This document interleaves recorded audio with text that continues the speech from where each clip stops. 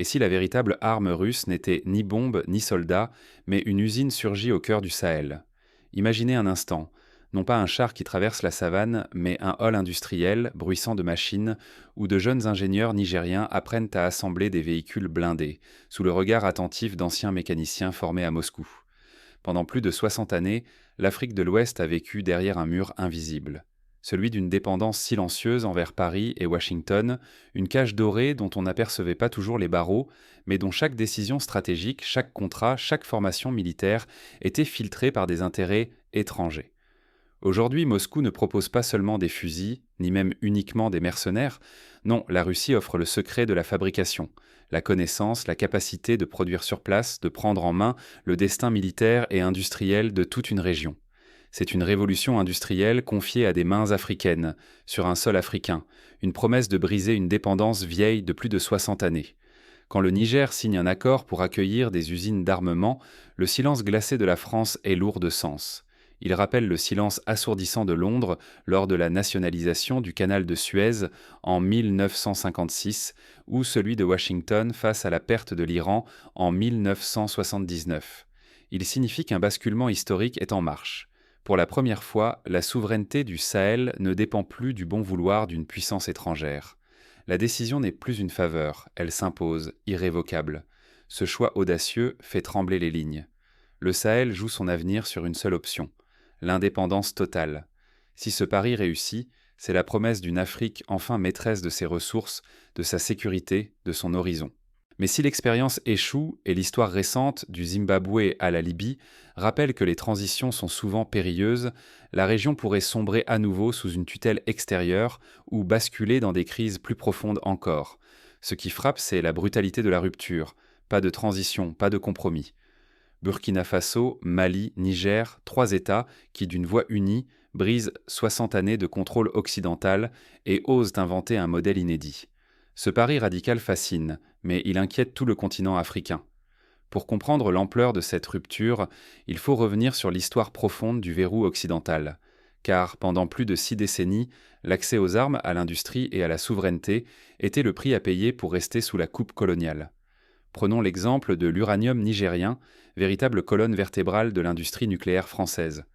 Pendant des décennies, chaque kilo extrait, chaque contrat signé, se faisait sous la surveillance de techniciens français, tandis que les bénéfices filaient vers Paris. Les mines d'Arlit, au Niger, ont alimenté les centrales françaises pendant plus de 40 années, mais les villages alentours manquaient trop d'électricité et d'eau potable.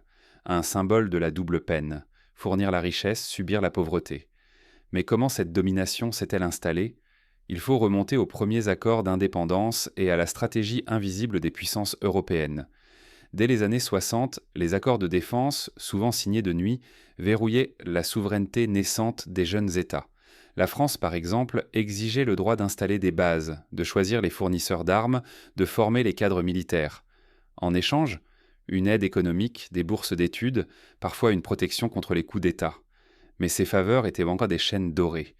Depuis plus de 60 années, le Sahel n'a jamais véritablement choisi ses alliances. Derrière la façade d'indépendance, la France puis l'Occident ont verrouillé la région, contrôlant chaque levier stratégique: armes, ressources, même la définition des ennemis à abattre. Chaque base militaire française, que ce soit à Ouagadougou, Bamako, Niamey ou N'Djamena, dépassait le simple symbole. C'était un centre névralgique, le cœur de la politique sécuritaire. Rien ne se décidait sans l'aval de Paris ou de Washington. Prenons Bamako. Le centre de commandement français coordonnait non seulement les opérations nationales, mais aussi les actions régionales, jusqu'aux frontières de la Mauritanie et du Tchad. La dépendance ne se limitait pas aux blindés ou aux instructeurs. Elle s'inscrivait dans une architecture globale: aide financière massive, fourniture essentielle de renseignements et surtout mainmise sur les ressources stratégiques comme l'uranium nigérien. À chaque contrat minier, à chaque financement débloqué, la souveraineté se négociait, presque toujours à sens unique. Décennie après décennie, l'idée d'une sécurité pensée et organisée par le Sahel lui-même semblait impossible. Les autorités nationales, sous pression étrangère, adoptèrent les priorités dictées ailleurs. Les alliances se jouaient entre initiés, rarement avec l'appui du peuple ou des armées locales. Un exemple frappant: lors de la crise malienne de 2012, L'intervention française a été décidée à Paris avant même que le Parlement malien ne soit consulté. Ce verrou occidental n'était pas qu'une doctrine, mais un système complet. Les flux d'aide, les accords militaires inégaux, les contrats miniers tenaient en l'édifice.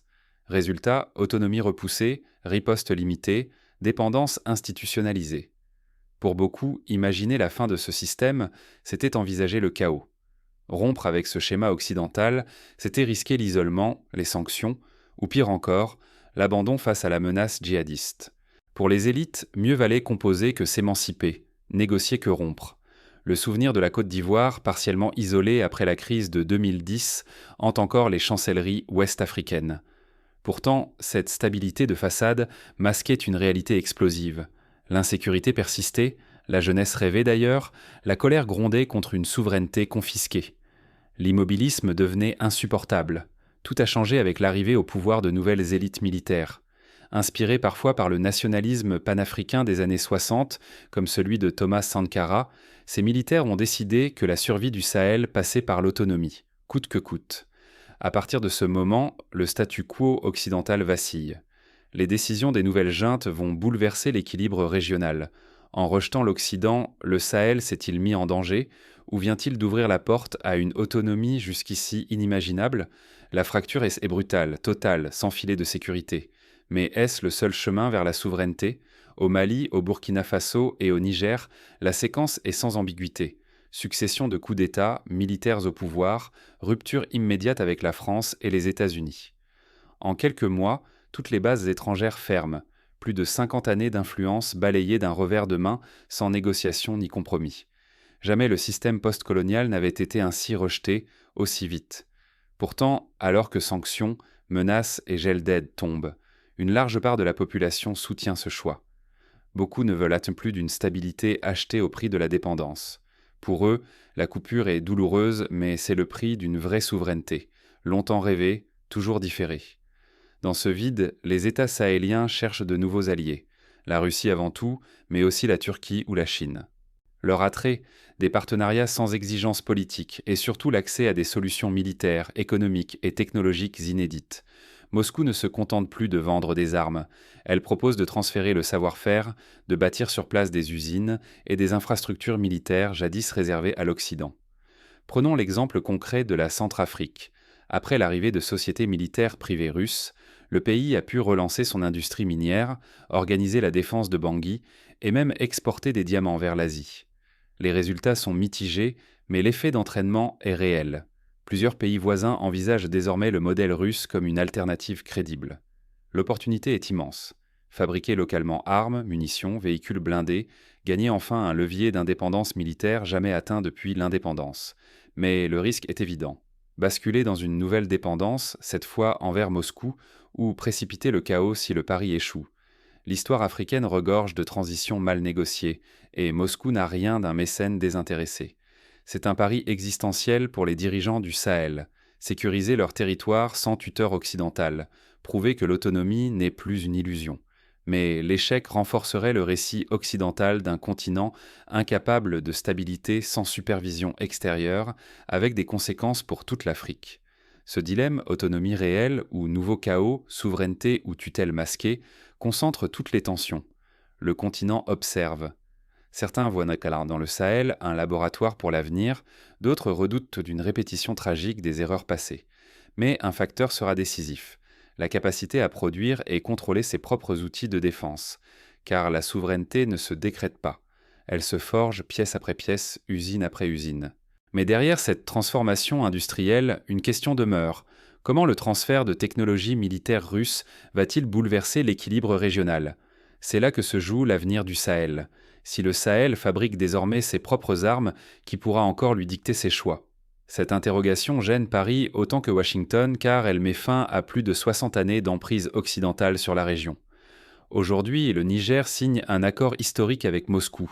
Construction des premières usines d'armement sahéliennes.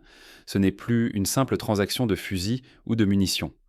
Pour la première fois depuis l'indépendance, un État sahélien acquiert la capacité de produire lui-même ses équipements militaires, sans demander la permission de personne. C'est une révolution silencieuse mais déterminante. La conséquence immédiate est c'est clair. la France et les États-Unis perdent l'arme la plus puissante de leur influence, le contrôle des chaînes d'approvisionnement. Jusqu'à présent, aucune opération militaire ni décision stratégique ne pouvait se faire sans l'aval des capitales occidentales. Désormais, ce verrou saute. La souveraineté ne se négocie plus, elle s'impose. Mais cette liberté nouvelle s'accompagne d'incertitudes. Le pacte avec Moscou implique des contrats de longue durée, la présence d'ingénieurs russes et, parfois, l'accès à des ressources naturelles stratégiques en échange de la technologie. Les États sahéliens risquent-ils de quitter une dépendance pour en épouser une autre ? La question divise, car si la Russie promet l'autonomie, elle protège aussi ses propres intérêts. Pour illustrer ce dilemme, on peut se tourner vers l'Égypte de Nasser. Dans les années 50, le Caire a accueilli des ingénieurs soviétiques pour construire le barrage d'Assouan. L'indépendance énergétique a été gagnée, mais une dépendance technique et financière vis-à-vis de Moscou a duré près de 20 années. Le Sahel saura-t-il éviter ce piège ? L'effet domino ne s'arrête pas au Niger. Le Sénégal exige le départ des bases françaises. Le Tchad revoit les conditions de la présence étrangère. En Centrafrique, le modèle russe inspire la relance d'une industrie militaire locale. À chaque signature, l'Occident perd un peu plus son monopole et chaque État qui franchit le pas encourage ses voisins à suivre. Face à cette vague, la riposte occidentale se dessine. Sanctions économiques, pression diplomatique, campagne de déstabilisation ou soutien discret aux oppositions locales. Officiellement, il s'agit de protéger la stabilité régionale. Mais en coulisses, l'enjeu est de regagner l'accès perdu et de freiner l'émergence d'une industrie militaire africaine indépendante. Ce qui se joue va bien au-delà des armes. Le Sahel réinvente-t-il la souveraineté ou s'enferme-t-il dans une nouvelle forme de vassalité, cette fois vers Moscou ? L'avenir de la région se décide dans cette tension, entre la promesse d'une sécurité retrouvée et le risque de devenir le nouveau terrain de la rivalité mondiale. Mais concrètement, qu'est-ce que cela change pour les populations et les dirigeants ? Les réponses en main se construisent désormais sur le terrain, là où la rupture devient réalité au quotidien. L'impact de cette bascule se mesure d'abord dans les villes et les villages, où chaque décision géopolitique se traduit en espoir ou en crainte tangible. C'est ici que la souveraineté prend un visage humain. Dans un quartier populaire de Niamey, par exemple, l'ouverture d'une usine d'armement promet des centaines d'emplois, la formation d'une main-d'œuvre qualifiée et la naissance d'un tissu industriel local. Mais certains riverains craignent l'accroissement de la militarisation, la pollution ou l'arrivée de travailleurs étrangers. Autonomie industrielle, oui, mais à quel coût réel ? Fonder des usines d'armement sur la terre africaine dépasse le simple transfert de savoir-faire. C'est une affirmation d'indépendance. Pourtant, l'autonomie ne se limite pas à produire des armes. Les États du Sahel doivent aussi s'assurer la maîtrise des ressources stratégiques, de la formation d'ingénieurs et surtout de la maintenance sur le long terme. C'est là que les enjeux se durcissent. Moscou promet rapidité et absence de conditions politiques. Pas de sermon sur la démocratie, aucune réforme imposée. Mais accepter son aide, c'est aussi adopter sa logique. Miser sur un seul partenaire, quel qu'il soit, fait planer le spectre d'une nouvelle dépendance. La solution ? Diversifier à tout prix. S'appuyer sur la Russie à un moment clé, oui, mais ouvrir aussi la porte à la Turquie, à la Chine, à d'autres alliés africains. La dépendance à l'Occident a déjà révélé ses failles. Répéter ce modèle serait une faute historique. Pour aller plus loin, le Sahel pourrait s'inspirer du Brésil des années 70. Face à la dépendance aux armes américaines, Brasilia a lancé son propre complexe militaro-industriel, NGESA, avec des partenariats multiples, Allemagne, Israël, Italie. Résultat, en 20 années, le Brésil exportait des blindés dans le monde entier. C'est cette pluralité de partenaires qui a garanti une relative autonomie. Mais la souveraineté industrielle ne vaut que soutenue par le peuple. Les nouveaux pouvoirs du Sahel tireront leur légitimité d'un désir collectif de dignité. Sans adhésion populaire, sans avancée concrète sur la sécurité et le développement, cette autonomie ne restera qu'un mirage. Le modèle du Sahel commence à intriguer ailleurs en Afrique. Au Sénégal, au Tchad, les débats sur la fin de la présence étrangère s'intensifient. Mais ce nouvel équilibre reste fragile. Tout se joue sur le terrain. Gagner la sécurité, produire localement, gouverner sans dépendre d'une puissance extérieure à chaque crise. Pour réussir, plusieurs étapes concrètes sont indispensables. Premièrement, investir massivement dans la formation d'ingénieurs, de techniciens, de cadres capables de gérer les chaînes de production et la maintenance. À titre d'exemple, l'Afrique du Sud a développé son industrie d'armement grâce à un vaste réseau de lycées techniques et d'universités spécialisées, héritage de l'époque de l'apartheid, mais qui a permis à Pretoria de fabriquer des chars, des drones et des avions de combat. Deuxièmement, créer des agences nationales de contrôle des exportations et des importations d'armes pour éviter que la nouvelle industrie ne soit détournée au profit de groupes armés incontrôlés. L'expérience du Pakistan dans les années 80, où des armes produites localement ont alimenté des milices incontrôlées, rappelle le danger d'une production mal encadrée. Troisièmement, impliquer la société civile dans la surveillance de ces industries.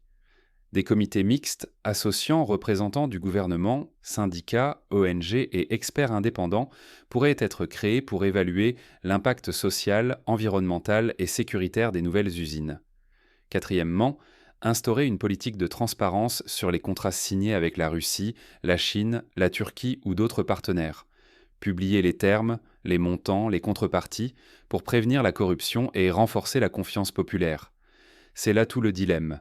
L'Afrique invente-t-elle vraiment son propre modèle ou ne fait-elle que changer de tutelle? Le chemin vers la véritable autonomie est miné d'embûches. Briser l'ancien système ne suffit pas. Il faut prouver jour après jour que l'on sait gérer ses ressources, son industrie et sa sécurité sans retomber dans la dépendance. La décision du Sahel a déjà ébranlé l'ordre établi.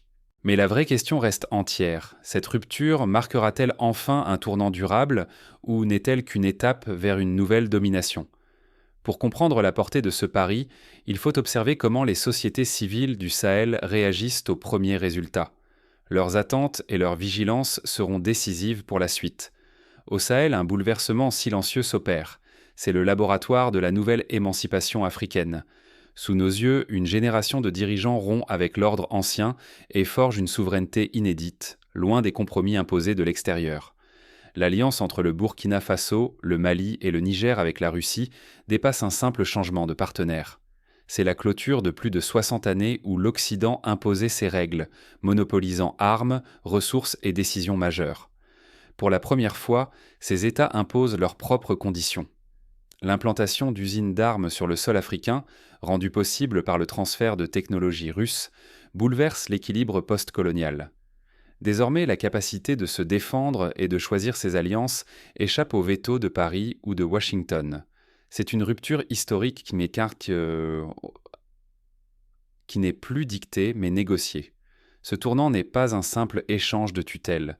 Les Africains posent leurs exigences, négocient de nouveaux équilibres et ouvrent la voie à un modèle d'autonomie que d'autres pourraient en suivre. Ce choix inspire déjà le Sénégal, le Tchad et pourrait bientôt entraîner d'autres voisins dans son sillage. Mais l'enjeu est immense. Rater cette transformation, ce serait risquer de replonger dans une dépendance sous une autre forme. Un échec fragiliserait pour des générations l'idée même de souveraineté africaine et refermerait la fenêtre de l'émancipation continentale. Tout se joue maintenant. Stabilité économique, sécurité, gestion des ressources, réputation internationale. Les grandes puissances observent avec nervosité. L'Afrique, pour la première fois, détient les clés de son avenir. La vraie question n'est plus de savoir si elle peut s'émanciper, mais si elle saura défendre cette conquête. Quelles leçons tirer de ces bouleversements? D'abord que la souveraineté se construit sur la diversité des alliances, la compétence technique, la transparence et l'implication populaire. Ensuite, qu'aucune victoire n'est acquise, chaque étape doit être consolidée, chaque risque anticipé. Ce que vivent ces trois nations pourrait déclencher une vague de changements irréversibles ailleurs en Afrique. Le laboratoire sahélien, c'est peut-être la première page d'une ère nouvelle pour tout le continent. Le rideau n'est pas encore tombé. Mais pour la première fois, l'histoire s'écrit à mains africaines, sur un sol africain, selon des règles africaines. Reste à savoir si ce pari sera la clé d'une renaissance ou l'amorce d'une nouvelle dépendance. L'Afrique avance et le monde retient son souffle.